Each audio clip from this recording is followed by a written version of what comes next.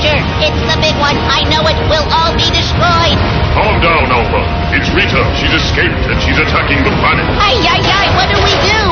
Teleport to us 5 overbearing and over-emotional humans. No, not that. Not teenagers. That's correct, Alpha. I was afraid of that. Hey, thanks, Zordon. It's only the fate of the frickin' planet at stake.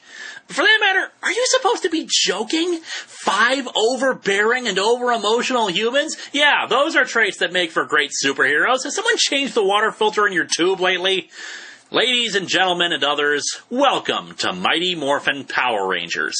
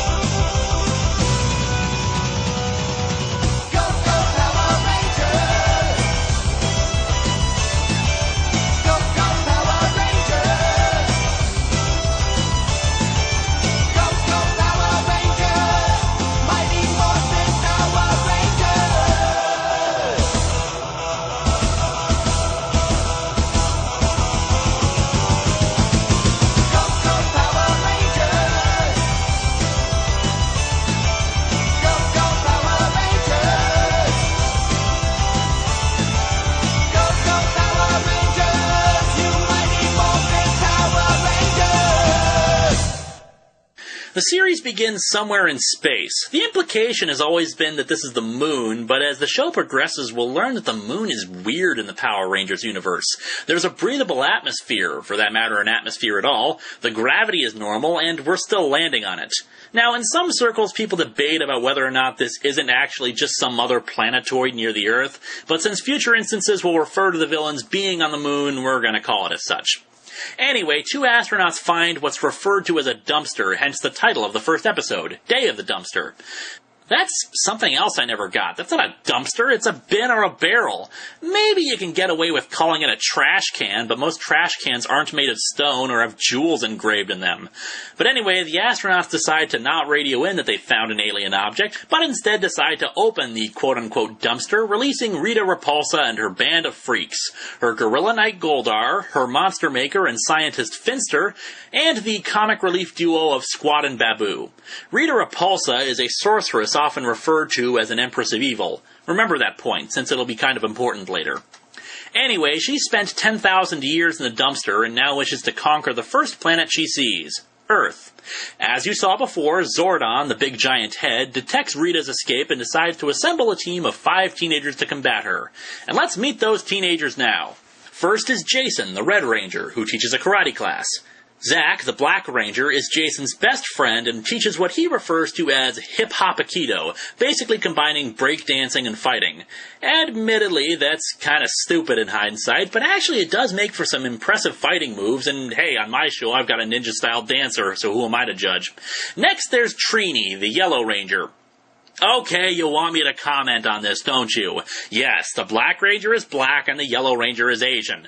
Let me get this out of the way. According to a panel at Power Morphicon in 2007 from one of the original creators, they honestly did not realize what they had done in casting until about the 10th episode. It was an honest, if horribly racist, mistake, and they rectified it in future casting.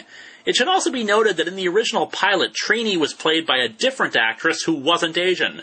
Though ironically, Tommy, who would later become the Red Ranger, was a character with Native American roots. Whoops.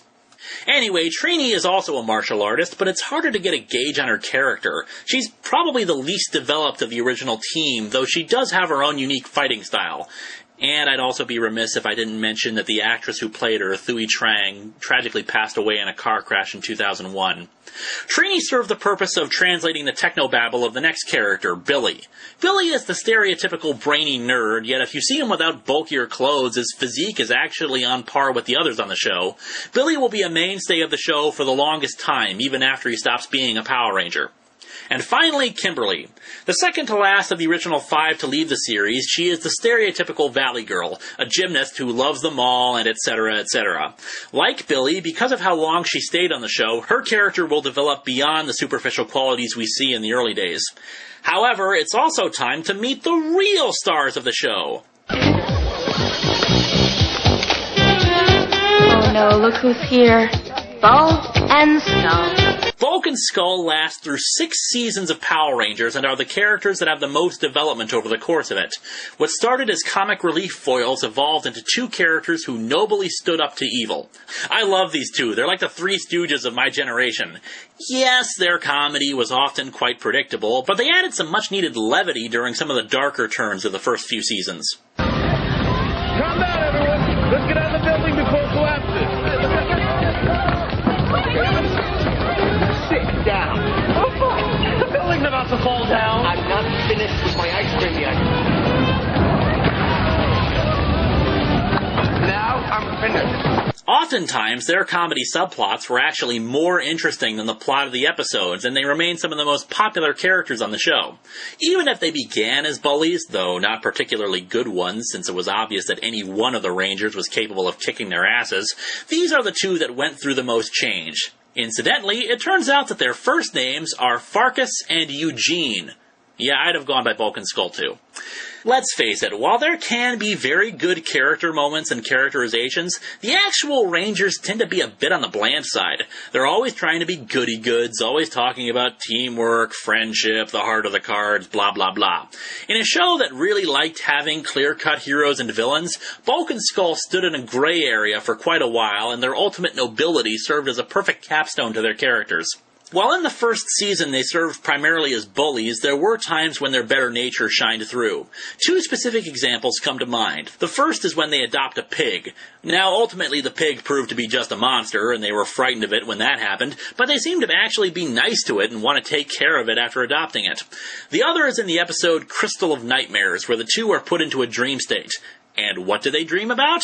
Becoming superheroes and saving the world. Now, in the dream, they can't drive the Megazord properly, but I think the fact that they want to be good guys, even if they're selfish and inept, will help come into play in later seasons. But now back to the plot.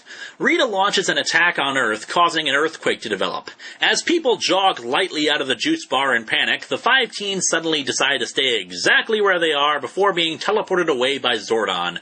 Zordon explains the plot of the show, that they have to fight Rita using morphers that will harness the power of ancient beasts like dinosaurs, the saber-toothed tiger, and the mastodon.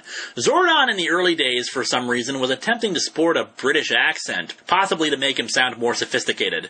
Hey, creators, he's a giant floating head in a tube. He's got our attention already. We also meet Alpha 5. Alpha can get pretty annoying with his constant proclamations of "ay, ay, ay, ay, ay," but he's ultimately harmless and serves the purpose of being able to help do all the things Zordon can't do since, giant floating head in a tube. The teens don't buy it, which I guess isn't that surprising, but come on, robot and giant head. I would think that'd be proof enough. After a fight with Rita's foot soldiers, the Putty Patrol, the group decides to try using their morphers for the first time and to become the Power Rangers. Since this is lifted from the Sentai footage, they're immediately teleported into a city to use that footage. They also get their Zords, the giant robots that, well, let's be honest, most of the time the individual Zords are pretty useless. The Red Ranger's Zord usually gets the most screen time and also an alternate mode, while the rest basically just exist to be combined into the Megazord. Occasionally the individual Zords will use their weapons, but not often. Usually it's call Zords, form Megazord, kick ass. As a first season, there were a lot of goofy ideas that were put in because they were still finding out their place and how they wanted the show to work. For example, in the second episode, we see this super-duper martial arts move. Locked on! No! Let's do it!